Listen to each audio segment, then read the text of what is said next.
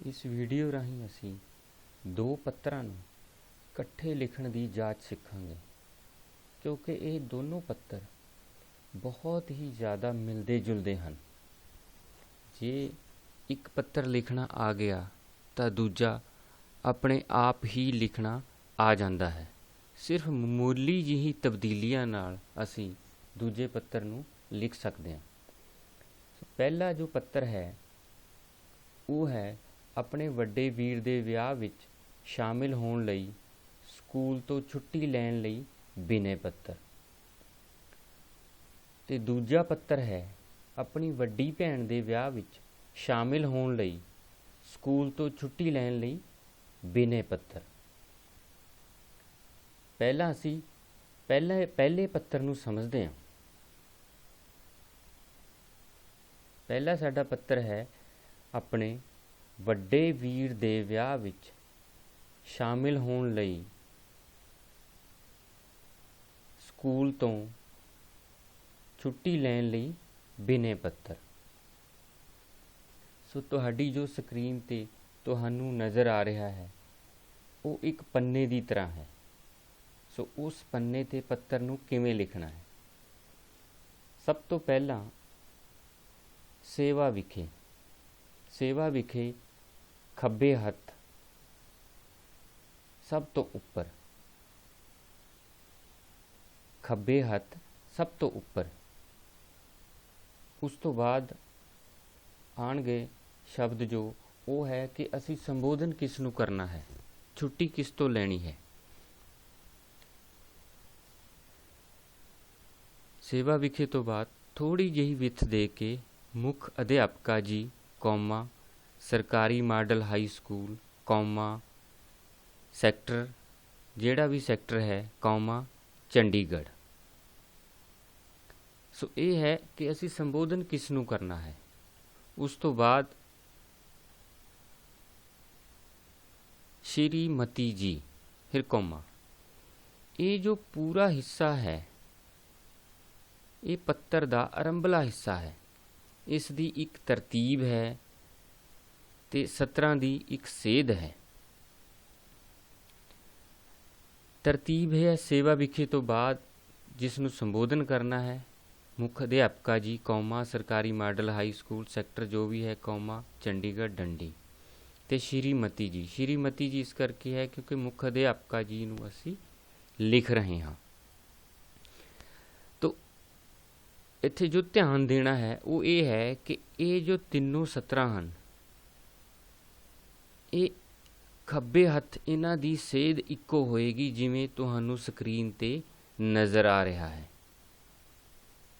ਤੇ ਸ਼੍ਰੀਮਤੀ ਜੀ ਸੈਕਟਰ ਤੋਂ ਅਗਲੀ ਸਤਰ ਦੇ ਵਿੱਚ ਲਿਖੇ ਜਾਣਗੇ ਤੇ ਇਸ ਦੀ ਤਰਤੀਬ ਜੋ ਹੈ ਜਿਵੇਂ ਸਕਰੀਨ ਤੇ ਤੁਸੀਂ ਵੇਖ ਰਹੇ ਹੋ ਉਹ ਉਸੇ ਸ਼੍ਰੀ ਜੋ ਸ਼ਬਦ ਹੈ ਉਸੇ ਸੇਧ 'ਚ ਹੋਏਗਾ ਜਿਸ ਸੇਧ ਦੇ ਵਿੱਚ ਅਸੀਂ ਸਭ ਤੋਂ ਪਹਿਲਾ ਜਿਹੜਾ ਸ਼ਬਦ ਹੈ ਸੇਵਾ ਲਿਖਿਆ ਹੈ। ਹੁਣ ਅਸੀਂ ਵਿਚਕਾਰਲੇ ਹਿੱਸੇ ਵੱਲ ਵੱਧਦੇ ਹਾਂ। ਵਿਚਕਾਰਲਾ ਹਿੱਸਾ ਜੋ ਹੈ ਇਸ 'ਚ ਤੁਹਾਨੂੰ ਜੋ ਨਜ਼ਰ ਆ ਰਿਹਾ ਹੈ ਕਿ ਕੁਝ ਸ਼ਬਦ ਕਾਲੇ ਰੰਗ ਵਿੱਚ ਹਨ, ਕੁਝ ਲਾਲ ਤੇ ਕੁਝ ਹਰੇ ਦੇ ਵਿੱਚ। ਕਾਲੇ ਰੰਗ ਵਾਲੇ ਸ਼ਬਦ ਕਾਮਨ ਹਨ ਤੇ ਲਾਲ ਰੰਗ ਵਾਲੇ ਲੜਕਿਆਂ ਲਈ ਤੇ ਹਰੇ ਰੰਗ ਵਾਲੇ ਲੜਕੀਆਂ ਲਈ। ਵਿਚਕਾਰਲਾ ਜੋ ਹਿੱਸਾ ਹੈ ਇਸ ਦਾ ਅਗਲਾ ਹਿੱਸਾ ਦੂਜੀ ਸਲਾਈਡ ਤੇ ਹੈ। ਜੇ ਵਿਚਕਾਰਲੇ ਹਿੱਸੇ ਨੂੰ ਧਿਆਨ ਨਾਲ ਵੇਖਦੇ ਹਾਂ ਤਾਂ ਸਭ ਤੋਂ ਜਿਹੜਾ ਪਹਿਲਾ ਸ਼ਬਦ ਹੈ ਉਹ ਹੈ ਬੇਨਤੀ। ਬੇਨਤੀ ਸ਼ਬਦ ਤੋਂ ਪੱਤਰ ਦਾ ਵਿਚਕਾਰਲਾ ਹਿੱਸਾ ਸ਼ੁਰੂ ਹੁੰਦਾ ਹੈ।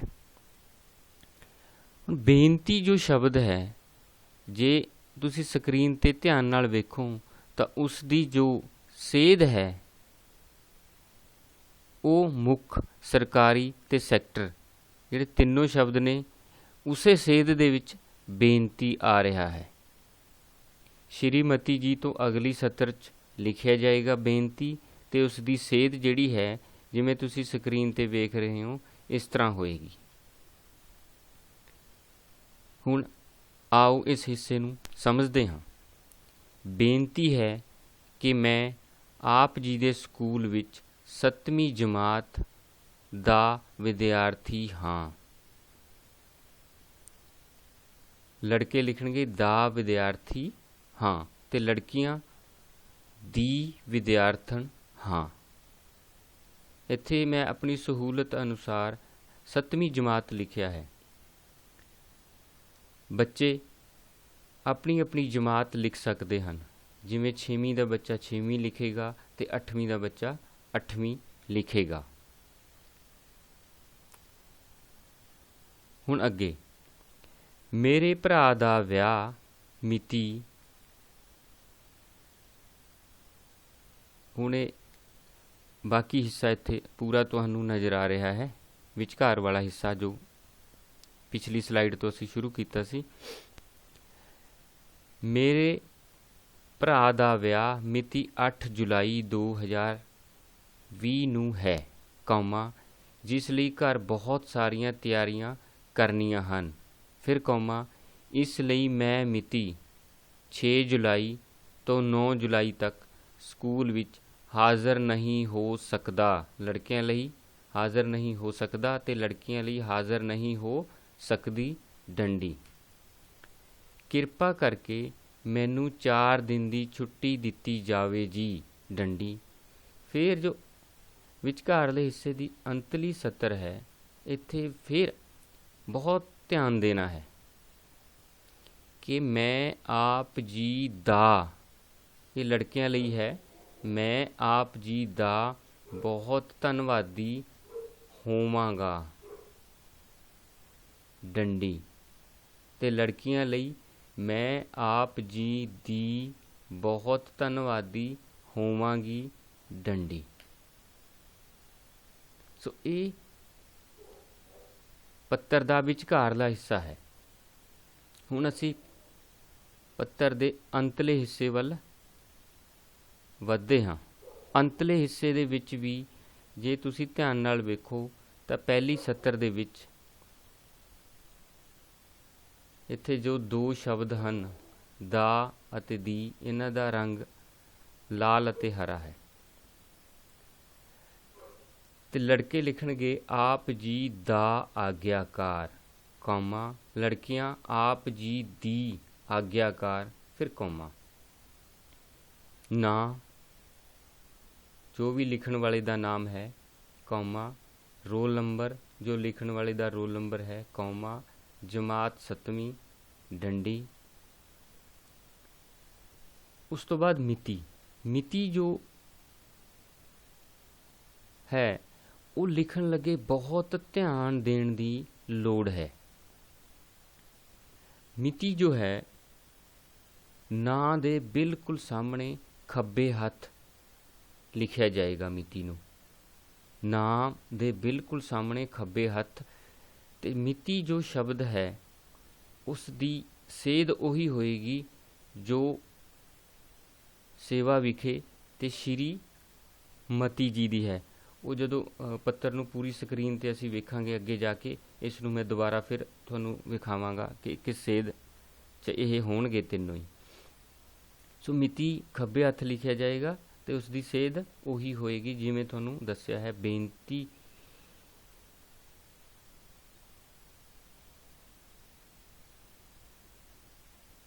ਉਸ ਦੀ ਸੇਧ ਜਿਹੜੀ ਹੈ ਉਹ ਸੇਵਾ ਵਿਖੇ ਤੇ ਸ਼੍ਰੀਮਤੀ ਜੀ ਵਾਲੀ ਹੋਏਗੀ। ਹੁਣ ਬੇਨਤੀ ਹੈ ਤੋਂ ਜਿਹੜਾ ਵਿਚਕਾਰਲਾ ਹਿੱਸਾ ਸ਼ੁਰੂ ਹੁੰਦਾ ਹੈ, ਹੋਵਾਂਗੀ ਤੇ ਆ ਕੇ ਖਤਮ ਹੋ ਗਿਆ। ਅੰਤਲਾ ਹਿੱਸਾ ਆਪ ਤੋਂ ਸ਼ੁਰੂ ਹੁੰਦਾ ਹੈ, 7ਵੀਂ ਤੇ ਆ ਕੇ ਖਤਮ ਹੋ ਗਿਆ। ਹੁਣ ਜੇ ਅੰਤਲੇ ਹਿੱਸੇ ਨੂੰ ਤੁਸੀਂ ਧਿਆਨ ਦਿਓ ਤਾਂ ਜਿਵੇਂ ਆਰੰਭਲੇ ਹਿੱਸੇ ਦੇ ਵਿੱਚ ਖੱਬੇ ਹੱਥ ਇੱਕ ਸੇਧ ਬਣਦੀ ਹੈ, ਅੰਤਲੇ ਹਿੱਸੇ ਦੇ ਵਿੱਚ ਸੱਜੇ ਹੱਥ ਇਸ ਤਰ੍ਹਾਂ ਜਿਵੇਂ ਤੁਹਾਡੀ ਸਕਰੀਨ 'ਤੇ ਨਜ਼ਰ ਆ ਰਿਹਾ ਹੈ, ਇਸ ਪਾਸੇ ਜੋ ਸੇਧ ਹੈ ਉਹ ਬਣਦੀ ਹੈ।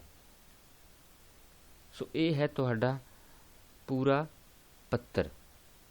ਹੁਣ ਇਸ ਨੂੰ ਅਸੀਂ ਇੱਕ ਵਾਰ ਪੂਰੀ ਸਕਰੀਨ 'ਤੇ ਵੇਖਾਂਗੇ ਤੇ ਉੱਥੇ ਅਸੀਂ ਇਹ ਵੀ ਵੇਖਾਂਗੇ ਕਿ ਤਿੰਨੋਂ ਜੋ ਨਾਮ, ਸੇਵਾ ਵਿਖੇ ਨਾਮ ਦੇ ਸਾਹਮਣੇ ਜੋ ਮਿਤੀ ਆ ਰਹੀ ਹੈ, ਸੇਵਾ ਵਿਖੇ ਸ਼੍ਰੀਮਤੀ ਜੀ, ਤੇ ਕਿਸ ਤਰ੍ਹਾਂ ਇਹ ਤਿੰਨੋਂ ਇੱਕ ਸੇਧ ਦੇ ਵਿੱਚ ਹਨ। ਆਹ ਦੇਖੋ ਪੂਰੀ ਸਕਰੀਨ ਤੇ ਹੁਣ ਪੱਤਰ ਨਜ਼ਰ ਆ ਰਿਹਾ, ਸੇਵਾ ਵਿਖੇ ਸ਼੍ਰੀਮਤੀ ਜੀ ਤੇ ਮਿਤੀ ਇੱਕੋ ਸੇਧ ਦੇ ਵਿੱਚ ਹਨ। ਸੋ ਇਹ ਜੋ ਪੱਤਰ ਹੈ, ਜਿਹੜਾ ਪਹਿਲਾ ਪੱਤਰ ਅਸੀਂ ਲਿਖਿਆ ਹੈ, ਦੂਜਾ ਜੋ ਪੱਤਰ ਹੈ ਬਿਲਕੁਲ ਇਸੇ ਨਾਲ ਮਿਲਦਾ ਜੁਲਦਾ ਹੈ, ਸਿਰਫ ਕੁਝ ਕੁ ਸ਼ਬਦਾਂ ਦਾ ਅੰਤਰ ਹੈ। ਉਹ ਅਸੀਂ ਸਮਝਾਂਗੇ ਕਿ ਕਿਹੜੇ ਸ਼ਬਦਾਂ ਦਾ ਅੰਤਰ ਹੈ। ਸੋ ਜੇ ਤੁਹਾਨੂੰ ਇਹ ਵਾਲਾ ਪੱਤਰ ਲਿਖਣਾ ਆ ਗਿਆ, ਦੂਸਰਾ ਪੱਤਰ ਆਪਣੇ ਆਪ ਹੀ ਲਿਖਣਾ ਆ ਜਾਏਗਾ। ਸਿਰਫ ਕੁਝ ਸ਼ਬਦ ਤੁਸੀਂ ਬਦਲਨੇ ਨੇ ਤੇ ਤੁਹਾਡਾ ਦੂਜਾ ਪੱਤਰ ਬਿਲਕੁਲ ਤਿਆਰ ਹੋਏਗਾ। ਆਓ ਹੁਣ ਅਗਲੇ ਪੱਤਰ ਵੱਲ ਵੱਧਦੇ ਹਾਂ। ਸਾਡਾ ਪਹਿਲਾ ਜਿਹੜਾ ਪੱਤਰ ਸੀ, ਜਿਹੜਾ ਅਸੀਂ ਹੁਣੇ ਹੀ ਸਮਝਿਆ ਹੈ ਕਿ ਉਸ ਨੂੰ ਕਿਵੇਂ ਲਿਖਣਾ ਹੈ, ਉਹ ਸੀ ਵੱਡੇ ਵੀਰ ਦੇ ਵਿਆਹ ਵਿੱਚ ਸ਼ਾਮਿਲ ਹੋਣ ਲਈ ਸਕੂਲ ਤੋਂ ਛੁੱਟੀ ਲੈਣ ਲਈ ਬਿਨੇ ਪੱਤਰ। ਤੇ ਅਗਲਾ ਜਿਹੜਾ ਪੱਤਰ ਹੁਣ ਅਸੀਂ ਲਿਖਾਂਗੇ ਉਹ ਹੈ, ਆ ਸਾਹਮਣੇ ਸਕਰੀਨ ਤੇ ਤੁਸੀਂ ਵੇਖੋਗੇ ਕਿ ਆਪਣੀ ਵੱਡੀ ਭੈਣ ਦੇ ਵਿਆਹ ਵਿੱਚ ਸ਼ਾਮਿਲ ਹੋਣ ਲਈ ਸਕੂਲ ਤੋਂ ਛੁੱਟੀ ਲੈਣ ਲਈ ਬਿਨੇ ਪੱਤਰ। ਉੱਥੇ ਸੀ ਆਪਣੇ ਵੱਡੇ ਵੀਰ। ਇਹ ਤਿੰਨ ਜਿਹੜੇ ਸ਼ਬਦ ਨੇ ਇਹੀ ਬਦਲੇ ਨੇ ਬਸ। ਦੁਬਾਰਾ ਤੁਹਾਨੂੰ ਇੱਕ ਵਾਰ ਮੈਂ ਦਿਖਾ ਦਿੰਦਾ, ਆਪਣੇ ਵੱਡੇ ਵੀਰ ਤੇ ਆਪਣੀ ਵੱਡੀ ਭੈਣ, ਇਹ ਤਿੰਨੋਂ ਹੀ ਸ਼ਬਦ ਬਦਲੇ ਗਏ। ਹੁਣ ਉਸੇ ਤਰ੍ਹਾਂ ਜਦੋਂ ਅਸੀਂ ਪੱਤਰ ਨੂੰ ਜੇ ਸ਼ੁਰੂ ਕਰੀਏ, ਉਸੇ ਤਰ੍ਹਾਂ ਸਭ ਤੋਂ ਪਹਿਲਾਂ ਆ ਗਿਆ ਸੇਵਾ ਵਿਖੇ, ਫਿਰ ਮੁੱਖ ਅਧਿਆਪਕਾ ਜੀ, ਕੌਮਾ ਸਰਕਾਰੀ ਮਾਡਲ ਹਾਈ ਸਕੂਲ, ਫਿਰ ਕੌਮਾ ਸੈਕਟਰ, ਜੋ ਵੀ ਤੁਹਾਡਾ ਸੈਕਟਰ ਹੈ, ਕੌਮਾ ਚੰਡੀਗੜ੍ਹ ਡੰਡੀ ਤੇ ਸ਼੍ਰੀਮਤੀ ਜੀ, ਕੌਮਾ। ਹੁਣ ਇੱਥੇ ਤੱਕ ਪੱਤਰ ਬਿਲਕੁਲ ਪਹਿਲੇ ਪੱਤਰ ਦੀ ਤਰ੍ਹਾਂ ਹੀ ਹੈ, ਸਿਰਫ ਅਸੀਂ ਵੇਖਿਆ ਕਿ ਇਹ ਜਿਹੜੇ ਤਿੰਨ ਸ਼ਬਦ ਬਦਲੇ। ਹੁਣ ਥੱਲੇ ਵਾਲਾ ਜੋ ਹਿੱਸਾ ਆਏਗਾ, ਵਿਚਕਾਰਲਾ ਹਿੱਸਾ, ਹੁਣ ਪਹਿਲਾਂ ਮੈਂ ਤੁਹਾਨੂੰ ਪਹਿਲੇ ਪੱਤਰ ਵਾਲਾ ਹਿੱਸਾ ਵਿਖਾਣਾ ਕਿ ਉਹ ਕੀ ਸੀ।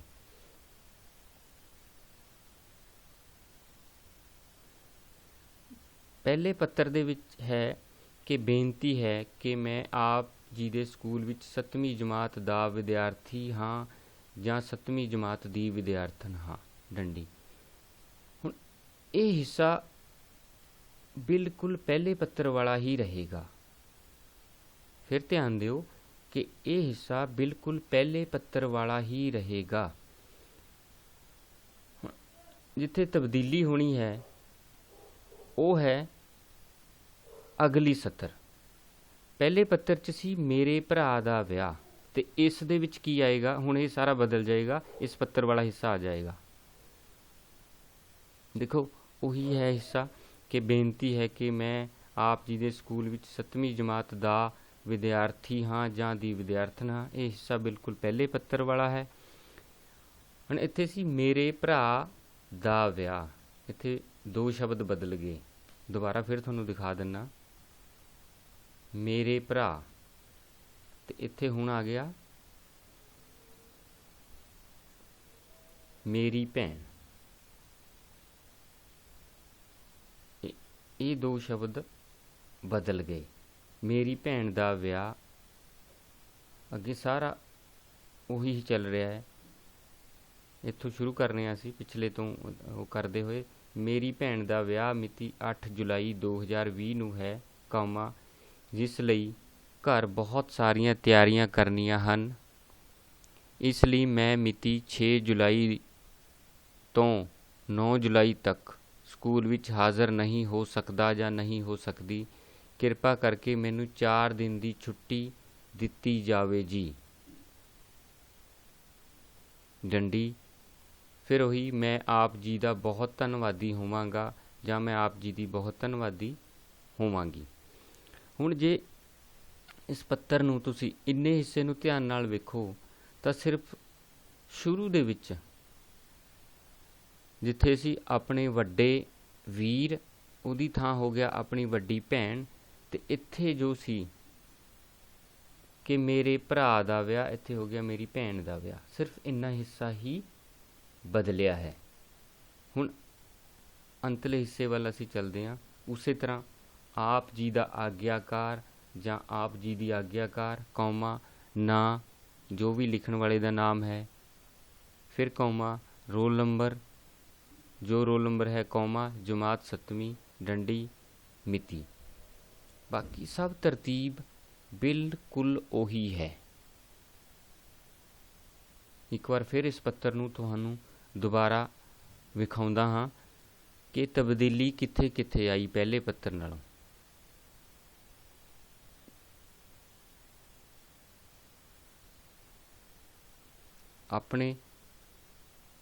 ਆਪਣੇ ਵੱਡੇ ਵੀਰ, ਇੱਕ ਤਬਦੀਲੀ ਇੱਥੇ ਆਈ, ਆਪਣੀ ਵੱਡੀ ਭੈਣ ਇੱਥੇ ਹੋ ਗਿਆ। ਬਾਕੀ ਸਾਰਾ ਜੋ ਹਿੱਸਾ ਹੈ ਉਹ ਬਿਲਕੁਲ ਉਸੇ ਤਰ੍ਹਾਂ ਚੱਲ ਰਿਹਾ ਹੈ, ਤੁਹਾਡੀ ਸਕਰੀਨ 'ਤੇ ਨਜ਼ਰ ਆ ਰਿਹਾ। ਜਦੋਂ ਤੁਸੀਂ ਆਪਣੀ ਕਾਪੀ 'ਚ ਲਿਖੋਗੇ ਦੋਨਾਂ ਨੂੰ, ਤਾਂ ਜਦੋਂ ਤੁਸੀਂ ਮਿਲਾ ਕੇ ਵੇਖੋਗੇ ਤਾਂ ਵੇਖੋਗੇ ਕਿ ਤੁਹਾਨੂੰ ਜੇ ਇੱਕ ਪੱਤਰ ਲਿਖਣਾ ਆ ਗਿਆ ਤਾਂ ਦੂਸਰਾ ਆਪਣੇ ਆਪ ਹੀ ਆ ਜਾਂਦਾ ਹੈ। ਸਿਰਫ ਤੁਸੀਂ ਕੁਝ ਕੁ ਸ਼ਬਦ ਜਿਹੜੇ ਨੇ ਉਹ ਬਦਲਨੇ ਨੇ ਅਤੇ ਅਗਲਾ ਪੱਤਰ ਵੀ ਤੁਹਾਡਾ ਬਿਲਕੁਲ ਤਿਆਰ ਹੋ ਗਿਆ। ਇੱਕ ਪੱਤਰ ਤਿਆਰ ਕੀਤਾ ਤੁਸੀਂ, 2 ਤਿਆਰ ਹੋ ਗਏ। ਹੁਣ ਇੱਥੇ ਜੇ ਤੁਸੀਂ ਧਿਆਨ ਨਾਲ ਵੇਖੋ, ਵਿਚਕਾਰ ਵਾਲਾ ਹਿੱਸਾ ਜਿਹੜਾ ਹੈ ਉੱਥੇ ਮੇਰੇ ਭਰਾ ਦੀ ਥਾਂ ਹੁਣ ਤੁਹਾਨੂੰ ਮੈਂ ਵਿਖਾਉਣਾ ਅਗਲਾ ਜੋ ਇਸ ਪੱਤਰ ਦਾ ਅਸਲੀ ਹਿੱਸਾ ਹੈ, ਇੱਥੇ ਆ ਗਿਆ ਮੇਰੀ ਭੈਣ। ਬਾਕੀ ਸਭ ਕੁਝ ਬਿਲਕੁਲ ਉਸੇ ਤਰ੍ਹਾਂ ਹੈ, ਸਿਰਫ 2 ਸ਼ਬਦ ਇੱਥੇ ਤੁਸੀਂ ਬਦਲੇ ਅਤੇ ਪੱਤਰ ਅੱਗੇ ਬਿਲਕੁਲ ਉਸੇ ਤਰ੍ਹਾਂ ਚੱਲ ਰਿਹਾ ਹੈ। ਇੱਥੇ ਜੋ ਤਾਰੀਖਾਂ ਨੇ ਉਹ ਵੀ ਮੈਂ ਇਸ ਕਰਕੇ ਨਹੀਂ ਬਦਲੀਆਂ ਤਾਂ ਕਿ ਤੁਹਾਨੂੰ ਕੋਈ ਉਹਦੇ 'ਚ ਉਲਝਣ ਹੋਵੇ ਹੀ ਨਾ, ਕਿ ਬਿਲਕੁਲ ਪਿਛਲੇ ਪੱਤਰ ਵਾਲੀਆਂ ਹੀ ਰੱਖੀਆਂ ਹਨ, ਤਾਂ ਕਿ ਜੇ ਇੱਕ ਤੁਸੀਂ ਲਿਖਿਆ ਤਾਂ ਤੁਹਾਨੂੰ ਸਿਰਫ ਪਤਾ ਚੱਲ ਜੇ ਕਿ ਸਿਰਫ ਪੂਰੇ ਪੱਤਰ 'ਚ 2 ਸ਼ਬਦ ਹੀ ਜਿਹੜੇ ਵਿਚਕਾਰਲੇ ਹਿੱਸੇ 'ਚ ਬਦਲਦੇ ਨੇ ਅਤੇ 3 ਸ਼ਬਦ ਜਦੋਂ ਸ਼ੁਰੂ 'ਚ ਅਸੀਂ ਪੱਤਰ ਦਾ ਸਿਰਲੇਖ ਲਿਖਦੇ ਹਾਂ ਉਦੋਂ ਬਦਲਦੇ ਹਾਂ। ਸੋ ਤੁਹਾਡਾ ਇਹ ਪੱਤਰ ਜੋ ਹੈ ਬਿਲਕੁਲ ਤਿਆਰ ਹੋ ਜਾਂਦਾ ਹੈ। ਇੱਕ ਪੱਤਰ ਤੁਸੀਂ ਤਿਆਰ ਕੀਤਾ, ਦੂਜਾ ਆਪਣੇ ਆਪ ਤਿਆਰ ਹੋ ਗਿਆ। ਇਹ ਹੁਣ ਬਾਕੀ ਪੱਤਰ ਤੁਹਾਡੇ ਸਾਹਮਣੇ ਪੂਰਨ ਰੂਪ ਦੇ ਵਿੱਚ ਹੈ। ਇਸ ਨੂੰ ਤੁਸੀਂ ਦੋਨਾਂ ਪੱਤਰਾਂ ਨੂੰ, ਇਹਨਾਂ ਨੂੰ ਆਪਣੀ ਕਾਪੀਆਂ ਦੇ ਵਿੱਚ ਲਿਖ ਲਓ ਅਤੇ ਫਿਰ ਮਿਲਾ ਕੇ ਦੇਖੋ ਕਿ ਕਿੰਨਾ ਕੁ ਅੰਤਰ ਹੈ।